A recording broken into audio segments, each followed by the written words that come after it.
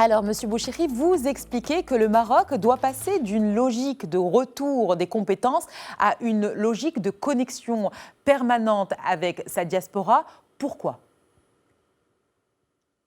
D'abord, si vous me permettez, vous avez mentionné que j'ai eu l'honneur de contribuer à la commission spéciale sur le modèle de développement, effectivement, et j'aimerais juste rappeler à vos téléspectateurs que la commission a placé les Marocains du monde parmi les 4 leviers de transformation du pays. C'est dire l'importance que la CSMD accorde aux Marocains du monde, à la hauteur aussi de l'importance et de la sollicitude royale vis-à-vis de cette composante de la nation. Alors, oui, pendant longtemps les Marocains étaient considérés, d'ailleurs on continue à nous appeler, à nous désigner comme Marocains résidents à l'étranger, alors que nous sommes maintenant quelques millions qui ne sont pas résidents à l'étranger. Nous sommes installés ailleurs et nous avons envie de contribuer au développement de notre pays par de différentes manières, selon nos disponibilités, selon nos moyens, sans forcément penser ou avoir en perspective le retour que peut-être la génération, la première génération de travailleurs immigrés a pu entretenir. Mmh. Très bien. Alors, dans une de vos tribunes, Et pour vous... Pardon. caractériser... Oui, allez-y, je vous en prie, je vous en prie. Je vous en prie, madame. Non, non, je voulais juste dire que pour caractériser Mmh. cette nouvelle approche des MDM, j'ai eu besoin d'inventer, entre guillemets, le concept de nouveau phénicien. C'était justement ma Pour prochaine dire, question, oui. voilà. Bah, Oui. allez-y, vous Alors, m'avez devancé, c'est très bien. oui, voilà, je vous remercie. Non, pourquoi les nouveaux Phéniciens? En fait, les Phéniciens, c'est des gens qui ont été des connecteurs, comme vous avez dit en introduction. C'est des gens qui ont connecté des cités, qui ont connecté des ports et qui chargeaient et déchargeaient. Et j'aime bien cette métaphore-là du Maroc comme un port où ces Marocains du monde viennent décharger et puis charger aussi. C'est pas un flux, c'est pas un flux à sens unique. Le Maroc nous nourrit beaucoup et nous avons l'habitude de dire que de toute façon, même si vous quittez le Maroc ne vous quitte jamais. Donc voilà, il faut aménager des possibilités, y compris institutionnelles, instituer des modalités qui permettent aux Marocains du monde de contribuer de façon plus ou moins temporaire, de façon plus ou moins intensive, selon leur disponibilité, selon aussi leur avancement dans la vie, ainsi de suite, sans forcément être voilà, appelés à s'installer durablement dans le pays où ils sont nés ou dans le pays de leurs parents. Justement, ma prochaine question est liée à ce que vous venez de dire. Aujourd'hui, est-ce que le Maroc continue de considérer justement les Marocains du monde comme principalement des investisseurs et des expéditeurs de transferts, alors qu'on commence justement à se rendre compte qu'ils sont aussi un immense capital de compétences et de réseaux? Oui, alors j'ai appelé ça l'or gris. Et je vais Oui. m'en expliquer, mais si vous me permettez d'abord, vous avez parlé d'investissement. Sachez juste qu'aujourd'hui, il n'y a aucun suivi, il n'y a aucun indicateur aujourd'hui de mesure de l'investissement des Marocains du monde dans le pays. Ça n'existe pas. J'ai cherché, ça n'existe OK. pas. Si vous regardez du côté de dispositifs qui ont été mis en place par Temwilcom, qui est l'organisme un peu de financement public, les engagements de Temwilcom consacrés à des programmes destinés aux Marocains du monde représentent en 2024, je crois en 2025, permettez-moi l'imprécision sur l'année, 0,03%. Donc parler d'investissement financier des Marocains du monde aujourd'hui dans le pays, c'est un peu difficile parce qu'on manque d'indicateurs et on manque de politique. On manque de politique spécifique destinée à cette population-là. Et puis, même quand on met en place des dispositifs, on ne les fait pas connaître, on ne les fait pas désirer. Et donc, il y a des enveloppes ou des budgets potentiels disponibles, mais qui ne sont pas mobilisés du tout. Donc, je reviens sur la question des transferts. Oui, effectivement, les Marocains résidents à l'étranger, j'ai fait la distinction entre résidents à l'étranger et Marocains du monde. Nous avons été effectivement longtemps et toujours, hein, et d'ailleurs, les Marocains du monde ou les MRE sont fiers de contribuer à la balance des paiements du pays à hauteur de, ouais, on est, selon les années, hein, on est autour de 120 milliards de dirhams, un peu plus, un peu moins. Mais ce qui est aujourd'hui, la nouvelle réalité aujourd'hui, c'est qu'il y a un capital humain. Mhm. Il m'est arrivé de dire que l'Afrique, et pas seulement le Maroc, a placé du capital humain ailleurs, à l'étranger, dans des conditions qu'elle n'a pas choisies, l'Afrique et le Maroc non plus.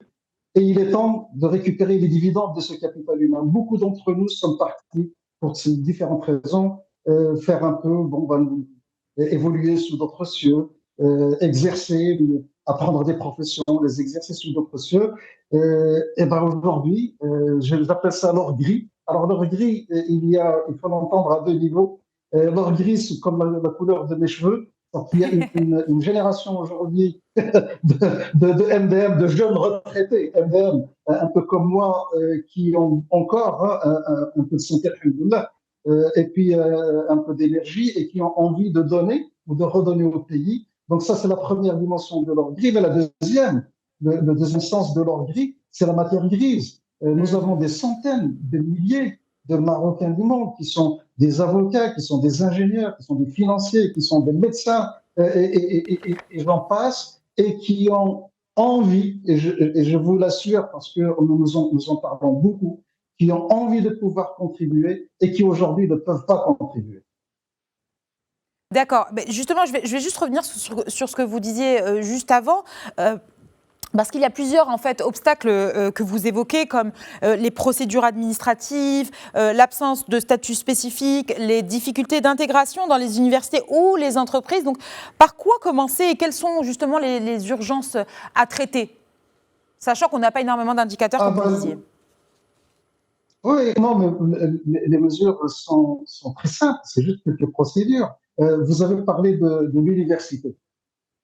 Bah, aujourd'hui, bon, il se trouve que moi, je suis universitaire. Et donc, bah, dans les circonstances actuelles, je ne suis pas en mesure d'exercer 6 mois ou 9 mois dans une université publique marocaine. Hmm. J'ai eu la chance de pouvoir intégrer l'IMCSP, qui est la seule institution aujourd'hui, la seule institution marocaine qui a mis les Marocains du monde au centre de son modèle et de sa stratégie, c'est l'IMCSP. Mais il n'y a aucune, aujourd'hui, si dans le monde universitaire, nous prenons régulièrement des années sabbatiques. Nous passons des années sabbatiques aux États-Unis, en Asie, en Europe, un peu partout. Dès de passer une année sabbatique dans une université marocaine sans être payé, hein, on ne demande même pas à être payé, Hmm. on demande juste à pouvoir contribuer. Mettez la même chose au niveau de l'hôpital, au niveau des entreprises, au niveau de l'administration publique, etc., etc.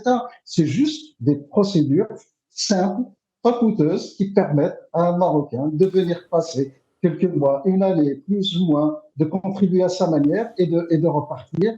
Aujourd'hui, nous n'avons pas les dispositifs pour ça. Et donc, vous, personnellement, si vous aviez 3 décisions à proposer au gouvernement, par exemple, dès demain, lesquelles seraient-elles? La première, c'est de mettre en œuvre l'orientation royale du 6 novembre 2024. D'accord. Sa Majesté a été très claire, deux leviers, la création d'une agence et puis une agence qui permettrait ou qui permettra effectivement d'aller à la recherche de ces compétences marocaines et d'aménager des possibilités pour ces compétences marocaines de contribuer au développement du pays. Et puis l'autre volet, c'est toute la révision, hein, du Conseil de la communauté marocaine à l'étranger, le CCIE. Sa Majesté a eu un discours très clair sur ces deux points-là en novembre 2024. On aurait aimé que le gouvernement prenne un peu moins de temps pour envisager la mise en œuvre de ces orientations royales, espérant que le prochain gouvernement mettra un peu moins de temps. Ça, c'est la première. C'est Mhm. la première. La première chose à faire, et je pense que c'est urgent. Et ça répondrait d'ailleurs en bonne partie à la question de la mobilisation et l'identification et la mobilisation des compétences. La deuxième, c'est ouvrir, et ça va ensemble, ouvrir l'accès d'un certain nombre de professions, l'accès même temporaire, un certain nombre de professions qui sont aujourd'hui fermées, vraiment fermées, aux Marocains du monde, on ouvrir l'accès. Il y a, on peut mettre ça dans l'enseignement supérieur, la recherche, la santé. On peut cibler quelques secteurs prioritaires. Et encore une fois, je vous dis, c'est pas une question d'argent, c'est pas une question de budget. Les Marocains du monde sont installés dans leur vie, dans leur carrière. Ils ont des revenus. Ils demandent qu'à pouvoir contribuer. Ça, c'est la deuxième chose. La troisième, c'est au niveau de l'investissement, il faut vraiment travailler sur comme en Inde, comme on l'a fait en Inde, comme on le fait dans d'autres pays, travailler vraiment un dispositif spécifique pour les Marocains du monde, pour les accompagner et leur simplifier et les accompagner dans l'investissement avec des dispositions assez spécifiques, que ce soit sur l'accès au financement bancaire, que ce soit sur la fiscalité et ainsi de suite. Donc voilà, mise en œuvre des orientations royales, mise en œuvre de quelques procédures très simples pour ouvrir l'accès aux Marocains du monde à quelques professions fermées aujourd'hui. Très bien. Et un dispositif d'investissement spécifique. Très bien. Alors, dernière question, on arrive à la fin. Alors, le Maroc n'a pas besoin que sa diaspora rentre, il a besoin de devenir un port où elle aime accoster et commercer. C'est ce que vous avez dit. Alors, au fond, est-ce là le véritable changement culturel que doit opérer le Royaume dans sa relation avec les Marocains du monde ? Très rapidement, parce qu'on arrive à la fin. Non, mais c'est vraiment le fond du sujet. Dans la commission sur le modèle de développement, nous avons appelé ça un changement de paradigme. Un Marocain aujourd'hui, Après, juste, excusez-moi, je ne peux pas m'empêcher de penser au football. Regardez tout simplement ce qui se passe dans le football. Vous avez une trentaine, on va dire, une trentaine de jeunes hommes, en l'occurrence, qui suspendent un peu leur carrière quelques périodes pour se consacrer complètement à porter le drapeau et l'image du pays aux quatre coins du monde. Et puis, terminer la compétition, et ils rentrent qui en Espagne, qui en France, qui en Allemagne ou ailleurs, et ils reprennent leur carrière et leur vie dans leur pays, dans le pays, non pas leur pays d'accueil, mais dans leur pays d'installation. Merci beaucoup. Désolée, je suis obligée de vous couper. On arrive à la fin de l'entretien.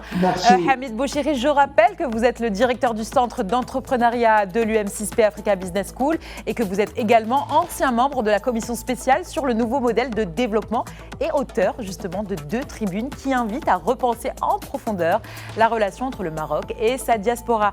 Merci beaucoup d'avoir été avec nous ce matin. Enfin, ce midi, décidément. Merci beaucoup. Merci.